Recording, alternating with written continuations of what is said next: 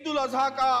ایک اہم پیغام یہ ہے کہ تسخیر اور تکبیر مل جائیں۔ جس طرح بندہ مومن ایک جانور پر کنٹرول حاصل کرتا ہے اور اسے اللہ کے نام سے ذبح کرتا ہے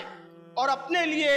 دوسرے انسانوں کے لیے اللہ کے غریب اور محروم بندوں کے لیے استعمال میں لاتا ہے، ٹھیک اسی طرح اس کی یہ ذمہ داری ہے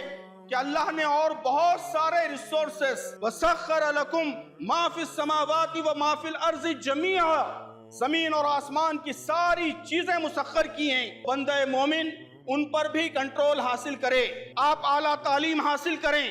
ٹیکنالوجی میں کمال پیدا کریں، انسانوں کے مسائل کے حل کا انہیں ذریعہ بنائیں، ہر چیز پر علم کے ذریعے قدرت حاصل کریں، پھر انہیں اللہ کی مرضی کے مطابق استعمال کریں۔ ہر چیز کے بارے میں یہی تصور رکھیں کہ اللہم منکا ولک، اے اللہ یہ تیرا ہی مال ہے اور تیرے ہی لیے حاضر ہے۔